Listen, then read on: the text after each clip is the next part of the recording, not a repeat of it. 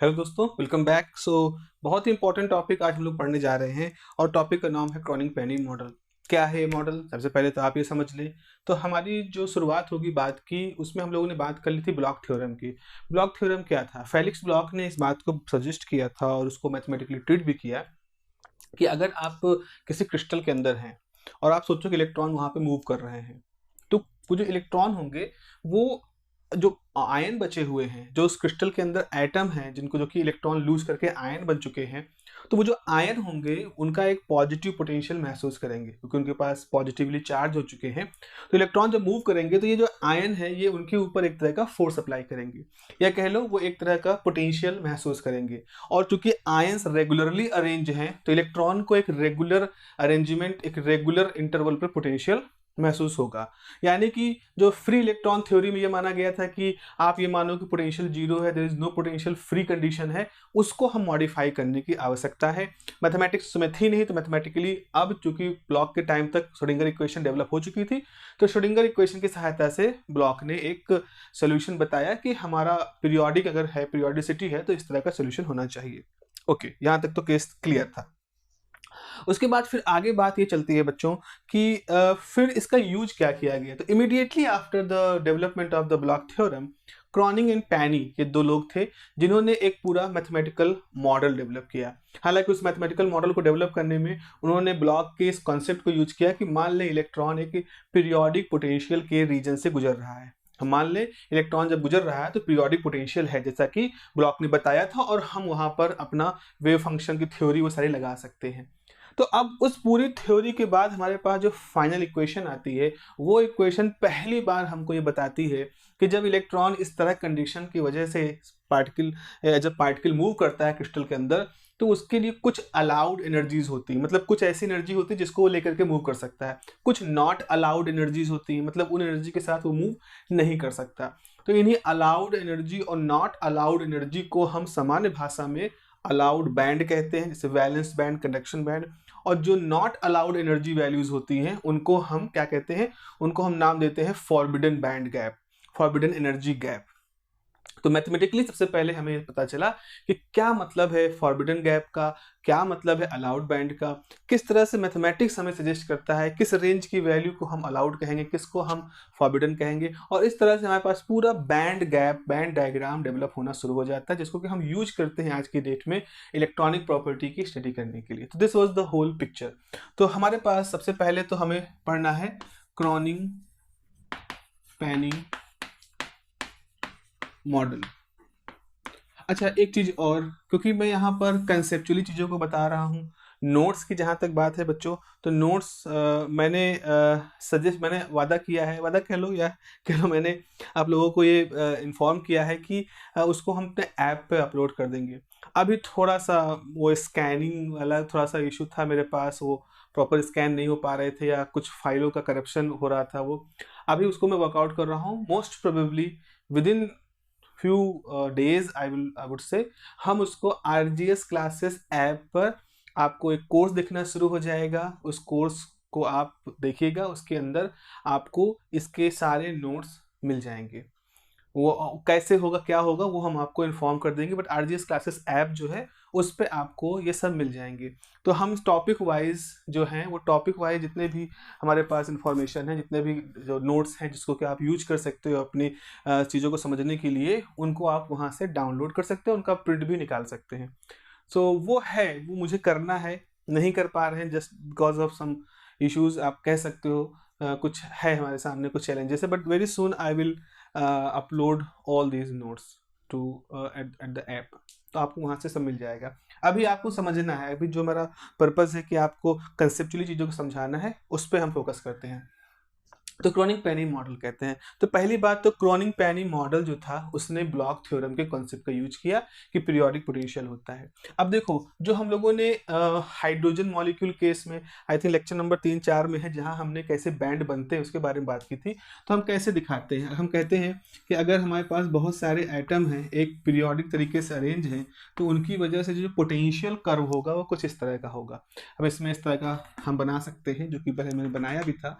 वो वैक्यूम वगैरह वो सब कुछ। लेकिन अभी सोचो ये एक्स डायरेक्शन की तरफ है और जो ये एक्सिस है ये एनर्जी की है, ये एनर्जी की एक्सिस है, पोटेंशियल की एक्सिस है। मान लो कि हमारे पास इस तरफ पोटेंशियल एनर्जी की बात चल रही है, ठीक है, यहाँ तक तो था। ये कुछ more quantum mechanical, more real picture है। अब जब इस तरह की पिक्चर जब हम लेते हैं तो हम कहते हैं कि इसका पोटेंशियल हम कैसे बनाएं। अभी जो पैराबोलिक है इसके लिए कैसी इक्वेशन लिखी जाए, पोटेंशियल की इक्वेशन कैसे लिखी जाए। तो क्रॉनिक-पेनी ने कहा कि ऐसा है, थोड़ा सा हम इसको सिंप्लीफाई कर लेते हैं। हम इसी चीज़ को सिंप्लीफाई कर लेते हैं तो हम इसको ऐसे कर सकते हैं, जैसे मान लीजिए इसी चीज़ को बनाना हो तो हम इस पैराबोलिक शेप को एक ऐसे रेक्टेंगल से रिप्लेस कर दें।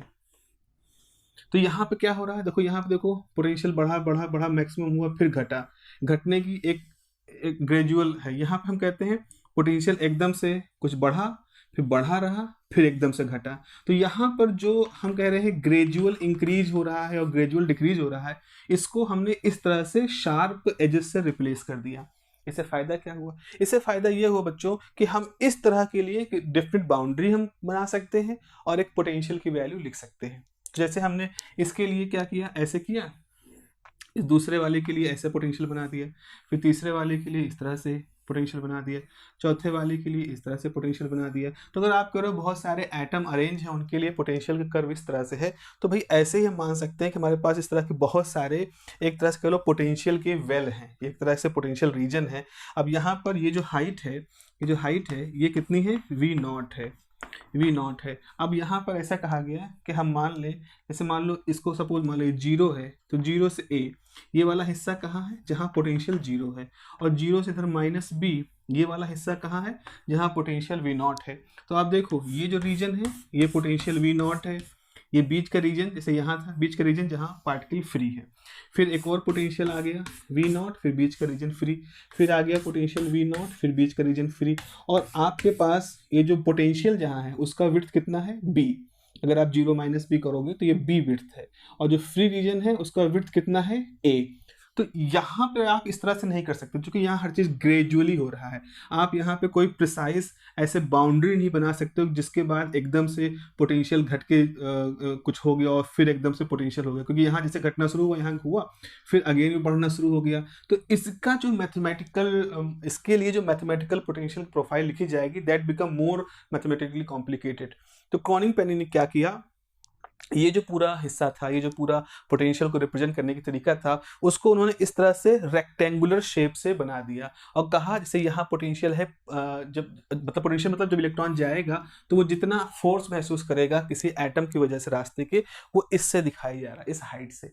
उसके बाद जो आगे बढ़ गया, उस एटम से दूर चला गया तो उसको कोई फोर्स महसूस नहीं हुआ, फिर अगले एटम के पास पहुंचा तो फिर उसको फोर्स महसूस हुआ। अब आप यहाँ कह सकते हो कि ऐसा थोड़ी होगा, बिल्कुल फोर्स 0 तो थोड़ी हो जाएगा, बिल्कुल यहाँ ये रीजन जो है ये सही नहीं है।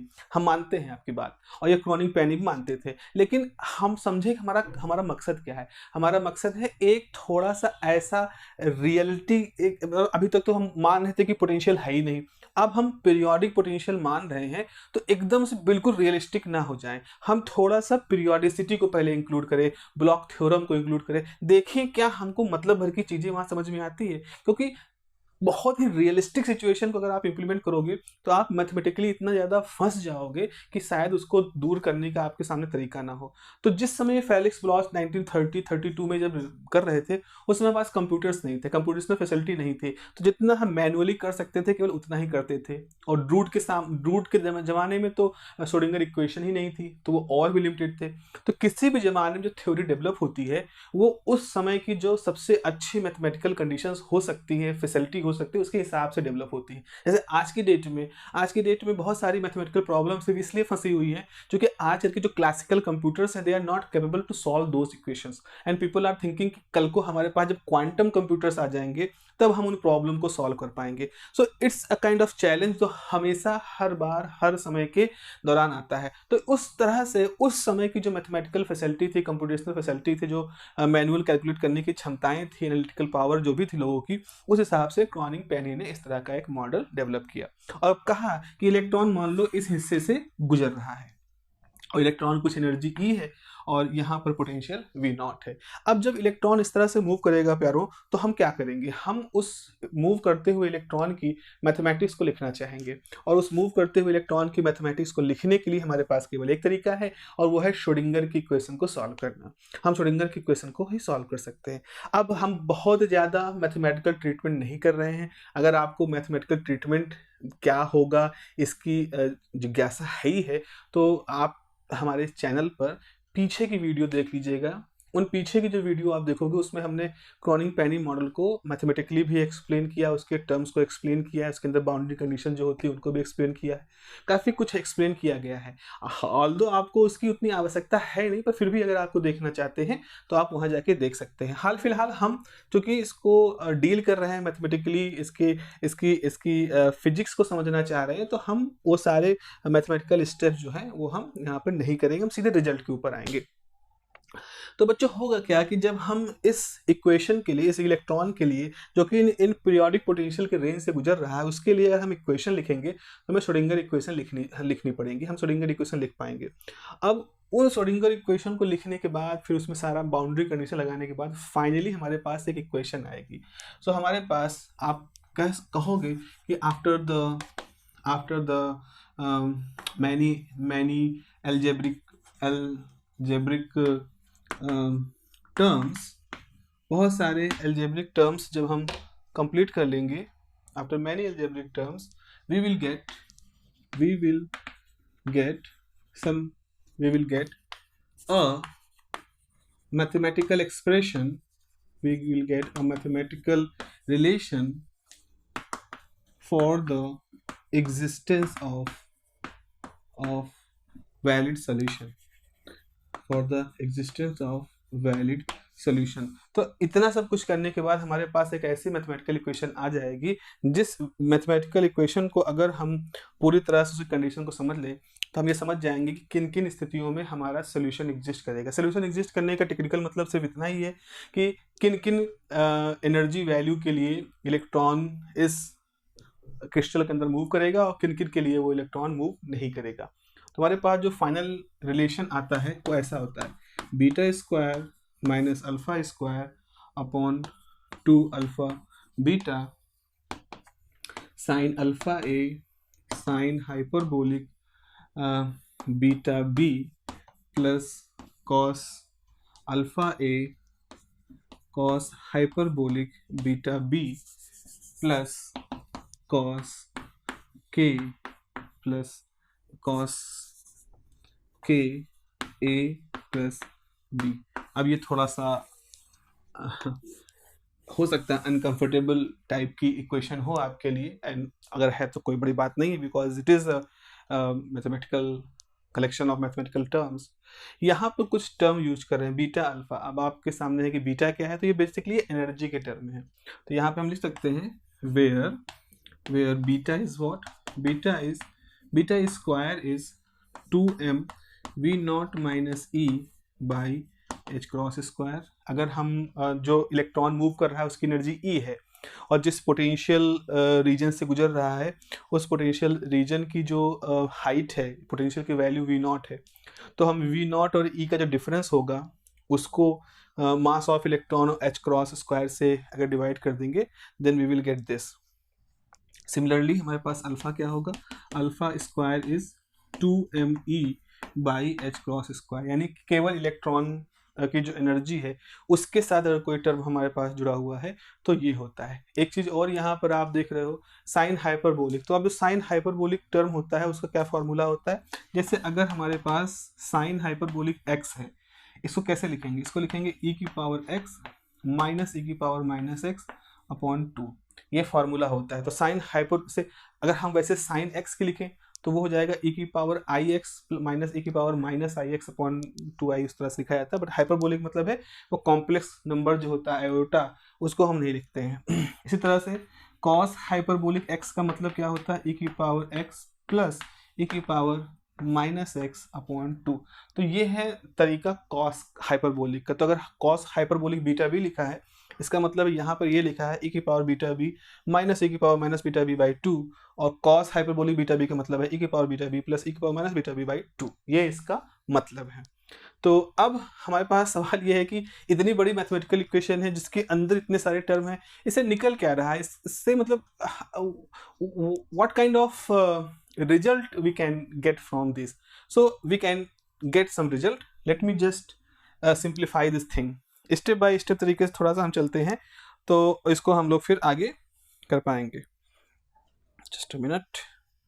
ओके, चलिए फिर हम अब क्रॉनिंग पेनी भी ये सब देख करके एकदम हैरान कि भाई इतनी बड़ी इक्वेशन आ गई, क्या किया जाए. तो फिर ये हुआ कि चलो थोड़ा सा इसको हम ऐसा करते हैं, कुछ चीज़ों को, इक्वेशन को थोड़ा सा स्लिम ट्रिम करते हैं. बड़ी बल्कि सी इक्वेशन हो गई, थोड़ा सा इसकी उसको छांटते हैं.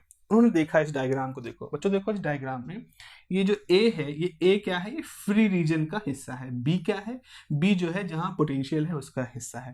तो उन्होंने कहा कि अभी हमने पोटेंशियल कैसे माना है, अभी हमने पोटेंशियल ऐसे माना है, इस तरह का. ठीक है, अभी पोटेंशियल हमने इस तरह का मान रखा है. ठीक है, अब हम क्या करें, इसकी हाइट हमने कितनी ले रखी है, इसकी हाइट ले रखी है वी नॉट और इसकी विड्थ ले रखी है बी. एक काम करते हैं, एक काम ये करते हैं कि चलो इसकी हाइट को, इसकी विड्थ को हम कम कर दें और इसकी हाइट को बढ़ा दें. तो अब क्या हुआ, हमने जो बी पहले था उसको कम कर दिया और जो वी नॉट था उसको बढ़ा दिया. कुछ इस तरह से बढ़ाया कि पहले वी नॉट बी का प्रोडक्ट मान लो एक्स, मान लो कुछ आ रहा था ए, तो अब बी कम करने से बी कम किया लेकिन वी बढ़ा दिया कि इनका प्रोडक्ट फिर रहा ए. तो धीरे धीरे हमने क्या किया, हमने अपने बैरियर को कुछ ऐसा कर दिया कि हम उसको इस तरह से मान रहे हैं कि उसका बी जो है टेंड कर रहा है जीरो को. बी टेंड कर रहा है जीरो को मतलब हमने माना कि हमारा जो विड्थ है, वो जो पोटेंशियल बैरियर है वो बहुत ही कम है, लेकिन जो वी नॉट है वो उस हिसाब से ज्यादा है. तो हमने क्या कंडीशन मान ली, कि हमने एक कंडीशन मानी कि b जो है it tends to zero but v naught जो है इट टेंड्स टू इन्फिनिटी. ऐसा हम मान ले रहे हैं जस्ट मैथमेटिकली, b छोटा v नॉट बड़ा. लेकिन ये इस तरह से रखेंगे कि हमेशा इन दोनों का जो प्रोडक्ट है वो हमेशा एक कांस्टेंट आना चाहिए, और ये कांस्टेंट वही है जो इस रीजन में b और v का प्रोडक्ट है, और जो इतना छोटा b ले लिया, इतना बड़ा v ले लिया, इसका प्रोडक्ट सेम होना चाहिए. ठीक है, ऐसा करने से हमारे पास फायदा क्या हुआ, कई सारे फायदे हुए हैं. जैसे अगर हमारे पास लिखा है साइन हाइपरबोलिक बीटा b, तो देखो हम कह रहे हैं कि b टेंस टू जीरो. तो अगर भाई b टेंस टू जीरो है तो साइन हाइपरबोलिक की जो टर्म है इट बिकम्स वेरी स्मॉल. और हमें मालूम है कि अगर साइन थीटा है और साइन थीटा में थीटा बहुत स्मॉल है, तो साइन थीटा का जो सीरीज है उसका केवल पहला टर्म एग्जिस्ट करता है यानी थीटा. तो हम साइन हाइपरबोलिक बीटा बी को लिख सकते हैं बीटा बी, बिकॉज हमने ये माना है कि B naught is very tends to zero. अच्छा, उसके बाद cos हाइपरबोलिक बीटा भी क्या होगा, it becomes almost 1, because cos की सीरीज में क्या होता है ना, 1 से शुरू होता है. तो अगर वो थीटा फैक्टर बहुत छोटा हो गया हो तो सिर्फ पहला टर्म एग्जिस्ट करेगा. तो पहली बात तो ये हो गया कि इसी में हम अगर हम ठीक कर दें तो ये पूरा टर्म तो 1 के इक्विवेलेंट हो गया, तो बात खत्म हो गई. ये जो पूरा टर्म था वो किसके इक्विवेलेंट हो गया, बीटा बी के. तो हाइपरबोलिक का मसला तो यहाँ से हट गया. दूसरी तरफ राइट हैंड साइड में अगर बी जीरो की तरफ टेंड्स कर रहा है तो इसका भी हिसाब खत्म हो गया. अब कौन बचा, अब हमारे पास ये बचे B square minus alpha square upon 2 alpha B. जरा इनको भी देख लेते हैं. तो यहाँ पर हमारे पास क्या हो जाएगा, beta square minus alpha square अगर लिखोगे तो ये हो जाएगा 2m V naught minus E this minus 2m E by.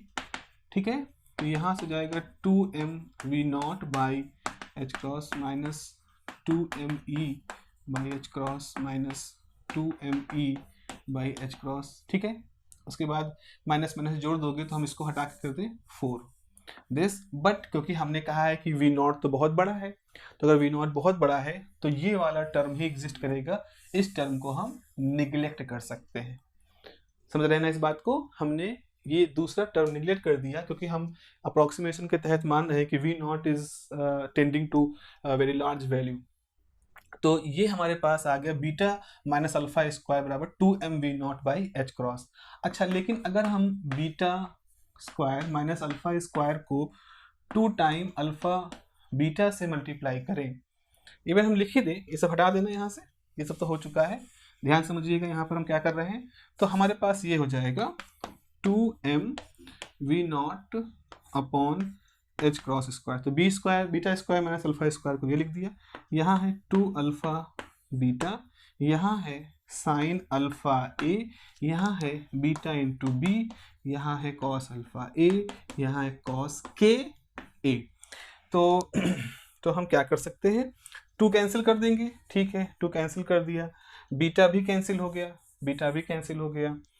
Okay now what, अब हम क्या करें, तो ऐसा करो a से मल्टीप्लाई कर दो, a से मल्टीप्लाई कर दो ऊपर नीचे, और b को आगे ले आओ, तो हो जाएगा m v0 a into B upon h cross square, और यहाँ हो जाएगा sine alpha a by alpha a plus cos alpha a plus cos K ए।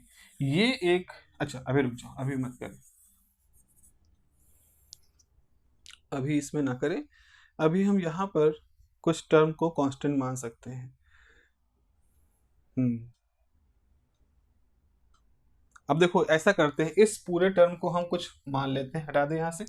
यहाँ पे देखो m is the mass of electron, v not क्या था, इसकी हाइट थी, a क्या था, फ्री रीजन था, b क्या था, उस पोटेंशियल वाले हिस्से की विड्थ थी।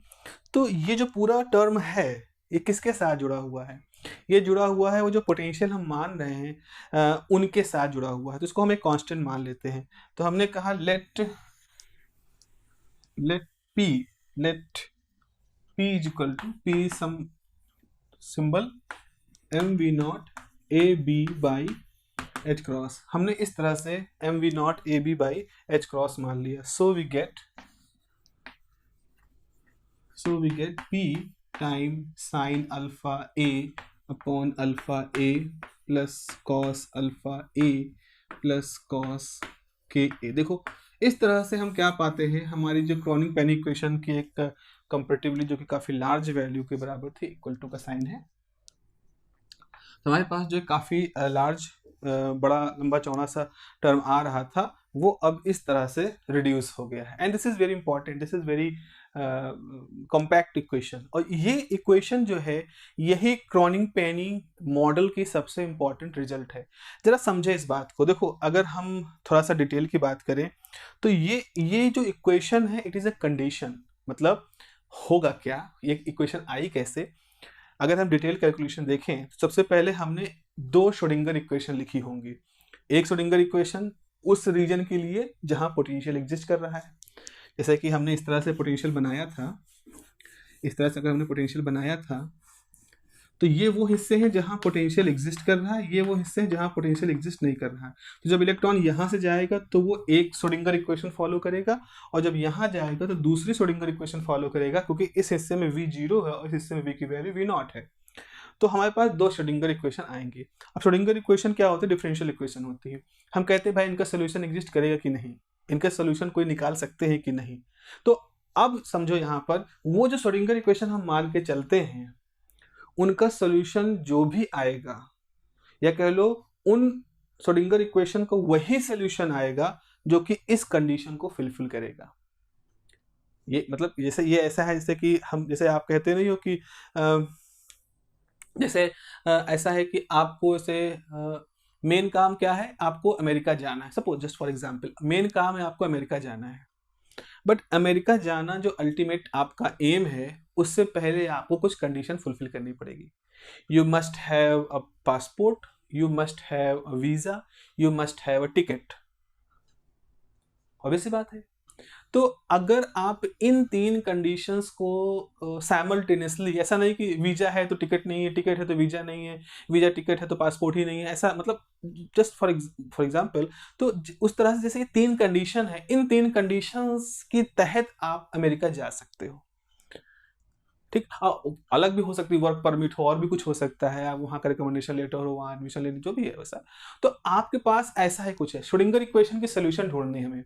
मेन काम है 2 श्रोडिंगर इक्वेशन है 2 रीजन के लिए, हमें उनका सोल्यूशन ढूंढना है। अब उनका सोल्यूशन होगा कि नहीं ये हम कैसे पता करेंगे, या उनका सोल्यूशन क्या होगा हम कैसे पता करेंगे? तो हमारे पास आंसर ये है कि जिन जिन अल्फा और ए और के की वैल्यू, देखो यहाँ पर के एक वैल्यू है, अल्फा एक वैल्यू है, ए एक value, alpha is the value of energy of electron. हम लोग ने क्या पढ़ा था, अल्फा जो था, alpha is something this 2me, तो E is the electron energy. तो यहाँ पर यहाँ भी अल्फा, यहाँ भी अल्फा, यहाँ भी अल्फा, ये सब अल्फा क्या दिखा रहे हैं कि हमें इलेक्ट्रॉन की एनर्जी के हिसाब से सोल्यूशन मिलेंगे। तो एक हम पाएंगे, अभी इसको हम सॉल्व करेंगे तो हम इसको देखेंगे कि कुछ अल्फा की ऐसी वैल्यू है जिनके लिए ये कंडीशन फुलफिल होती है। तो जिन अल्फा की वैल्यू के लिए कंडीशन फुलफिल होती है, मतलब उन अल्फा वैल्यू के लिए वो जो दो श्रोडिंगर इक्वेशन है वो सेटिस्फाई होंगी, और जिन अल्फा वैल्यू के लिए ये कंडीशन सेटिस्फाई नहीं होती है, वो अल्फा की वैल्यू उन श्रोडिंगर इक्वेशन से कोई भी सोल्यूशन नहीं देंगी। This is the deep meaning of this equation. This is a very famous equation. अगर क्रॉनिक पेनी मॉडल आपने पढ़ा है अपने सिलेबस में तो यू मस्ट नो कि ये इक्वेशन होती है। बट इनका मतलब क्या है, इस इक्वेशन का मतलब क्या है? बिकॉज ये इक्वेशन वो इक्वेशन है जो हमको सजेस्ट करती है कि किन किन इलेक्ट्रॉन की एनर्जी वैल्यू के लिए हमारा सोल्यूशन एग्जिस्ट करेगा। This is the real meaning of this particular equation. Okay, I hope ये आपको कन्विंस कर दिए होंगे हम कि आप इस बात पे कि हाँ ऐसा हो सकता है। अब हम जरा इस इक्वेशन के कुछ पहलुओं को देखते हैं। पहली बात तो हम इस इक्वेशन के दो पर्टिकुलर केस देख लेते हैं, दो स्थितियों की बात हम कर लेते हैं, दो कंडीशन जिन कंडीशन के तहत ये इक्वेशन फुलफिल होगी, पहले हम उनके बारे में बात कर लेते हैं।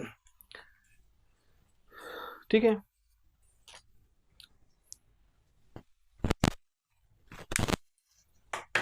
ओके। तो यहाँ पर सबसे पहले कंडीशन लेते हैं, लेट सपोज एक कंडीशन हमारे लेट V नॉट इज 0, मतलब सपोज कोई पोटेंशियल है ही नहीं। आप कहोगे ये कैसे आप कह रहे हो? मान लो अगर हमने एक मॉडल बनाया, देखो एक कंडीशन होती है कॉरेस्पॉन्डेंस प्रिंसिपल जो बोहर ने बताया था। बोहर का लॉजिक ये था कि कोई भी नई थ्योरी अगर हम बना रहे हैं तो नई थ्योरी कहीं ना कहीं हमारी पुरानी जो थ्योरी है उस सिस्टम के साथ जो उसके साथ जुड़ी हुई है उसमें रिड्यूसिबल होनी चाहिए। मतलब जैसे हमने कोई नया फार्मूला बताया, सपोज हमने कहा कि सेकेंड लॉ ऑफ थर्मोडायनेमिक्स का एक नया फार्मूला है, तो कॉरेस्पॉन्डेंस प्रिंसिपल के हिसाब से अगर हमारे पास ऑलरेडी कोई पुराना फार्मूला है सेकेंड लॉ ऑफ थर्मोडायनेमिक्स का, तो ये जो नया फार्मूला है ये किन्हीं कंडीशन में उसमें कन्वर्ट हो जाना चाहिए।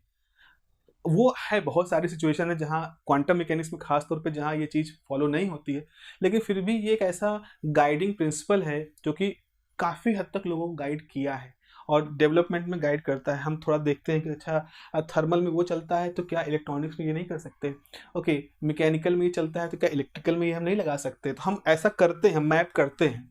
तो उसी तरह से हम ये कह रहे हैं कि अगर ये इक्वेशन इलेक्ट्रॉन के मूवमेंट के बारे में है इक्वेशन क्रिस्टल के अंदर, तो क्या इस रिजल्ट से हम अपने पुराने रिजल्ट नहीं निकाल सकते? पुराने रिजल्ट कौन से? वो रिजल्ट जो हमने फ्री इलेक्ट्रॉन थ्योरी में बनाए हैं, फ्री इलेक्ट्रॉन थ्योरी जहां हमने पोटेंशियल को 0 माना है।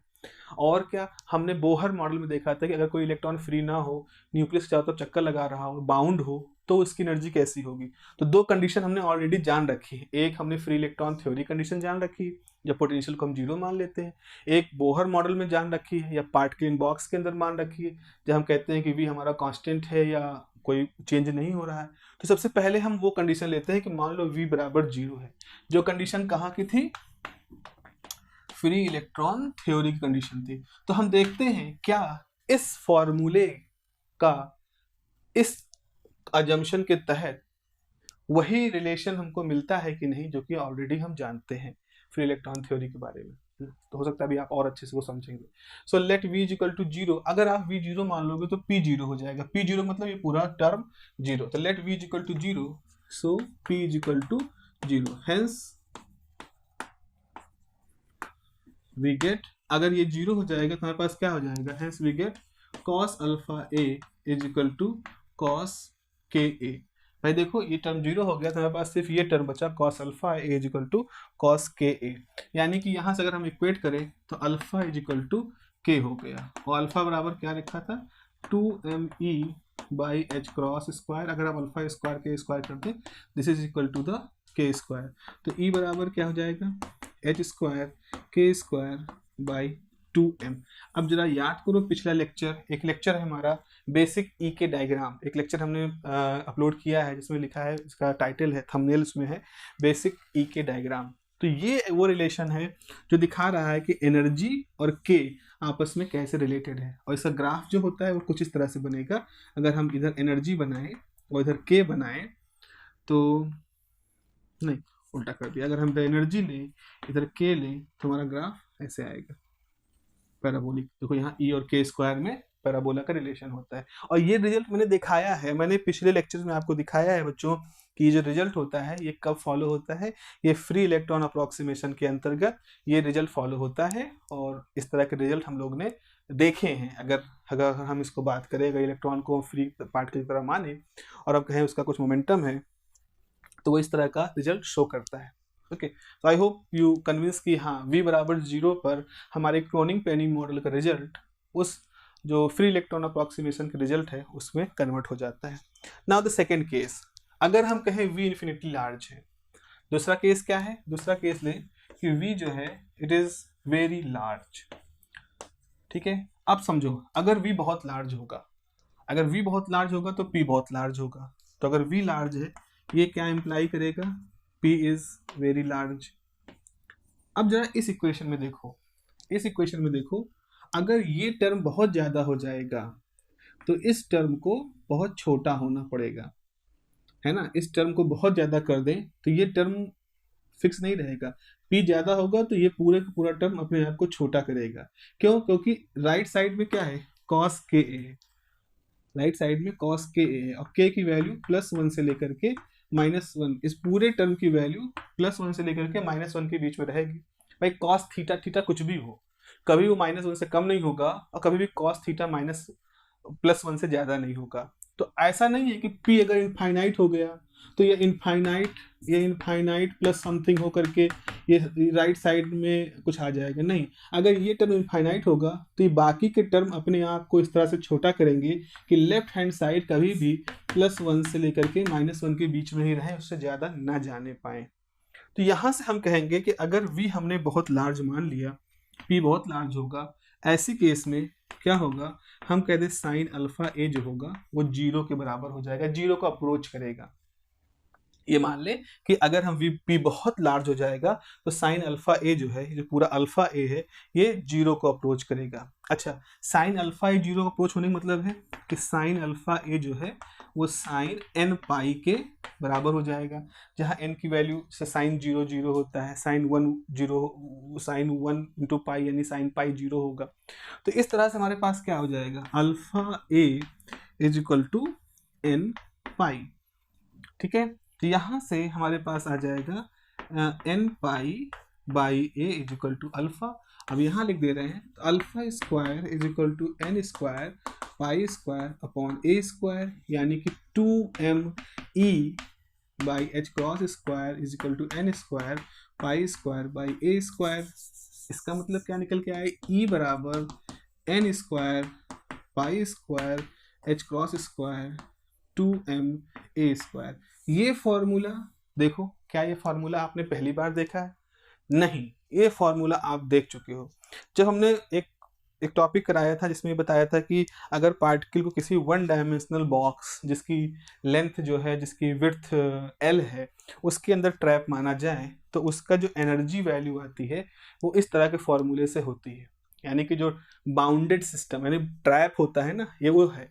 तो ये इसी फॉर्मूले से हम क्या देख रहे हैं? हम इस फॉर्मूले से क्रोनिग पेनी की जो फॉर्मूला है, इसके एक लिमिटेशन में हम देखते हैं कि हम अगर v 0 कर दें तो इसी फॉर्मूले से हम फ्री इलेक्ट्रॉन थ्योरी के जो अप्रोक्सीमेशन था, फ्री इलेक्ट्रॉन थ्योरी का जो रिजल्ट था कि E और K के बीच में पैराबोलिक रिलेशन होता है, उसको प्रूफ कर ले जाते हैं। इसी इक्वेशन में अगर हम v इन्फिनिटी डाल दें तो पार्टिकल जब कोई ट्रैप होता है, बाउंड होता है, जो कहीं बाहर भाग नहीं सकता, बंधा हुआ है कहीं, उस स्थिति में जो एनर्जी आती है उसका फॉर्मूला आ जाता है। इसका मतलब ये फॉर्मूला बिल्कुल सही है। क्यों कह रहे हैं सही है? क्योंकि अलग अलग कंडीशंस में, extreme condition v 0 v infinity की स्थिति में ये हमको वही रिजल्ट दे रहा है जो या तो कभी ड्रूड के मॉडल ने प्रूफ की थी या कभी सोमरफील्ड ने अपने मॉडल से प्रूफ की थी। अगर ड्रूड के मॉडल की वो सही है, समरफील्ड के मॉडल के सही हैं, इसका मतलब हमने एक ऐसी इक्वेशन पा ली है जो दो एक्सट्रीम कंडीशन में ऑलरेडी मौजूद हमारी दो थ्योरी से तो मैच करती है। तो इसका मतलब है अगर हम बहुत v को 0 ना माने, उससे ज़्यादा माने, v को इन्फिनिटी ना माने, बहुत लार्ज ना माने, उससे कम माने, तो जो नॉर्मल वर्किंग कंडीशन में अगर हम पोटेंशियल मानेंगे तो उस पोटेंशियल को मानने में दौरान ये इक्वेशन हमको जो रिजल्ट देगी वो रिजल्ट सही होंगे। हमने विश्वास कैसे जमाया इस इक्वेशन पर, हमने कैसे अपने आप को कन्विंस किया कि इक्वेशन सही है, क्योंकि हमने इसको टेस्ट किया, हमने इसको एक्सट्रीम कंडीशन में टेस्ट किया, हमने इसको v0 करके टेस्ट किया, रिजल्ट हमारे पहले से मौजूद थ्योरी से मैच कर रहे थे। हमने v को बहुत ज़्यादा करके टेस्ट किया, रिजल्ट हमारे पहले की थ्योरी से मैच कर रहे थे। इसका मतलब ये इक्वेशन अगर दो एक्सट्रीम बिंदुओं पर काम कर रही है सही से, तो थ्रू आउट उनके बीच में जितनी जो भी पोटेंशियल मानोगे 0 से ज़्यादा, इन्फिनिटी से कम, वहाँ ये इक्वेशन फुलफिल आपकी सारी चीज़ों को करेगी। तो अगर इक्वेशन सही है तो हम ये अब विश्वास करके चलते हैं कि अब किसी जर्नल पोटेंशियल पर इसके जो भी वैल्यूज आएंगे वो वैलिड होंगे और हम उन वैलिड रिजल्ट से अपना इंटरप्रिटेशन करेंगे। तो जो ये शक होता है, सुबह होती है कि हमारे दिमाग में कि पता नहीं इक्वेशन सही है कि नहीं, वो हमने दूर कर ली बाय दिस प्रोसेस। ठीक है, I hope you follow the logic behind this whole Kronig Penney model system. Next is the diagram of this equation. Okay, have a nice day, take care. मिलते हैं अगली क्लास में इस इक्वेशन के diagram के साथ। Take care.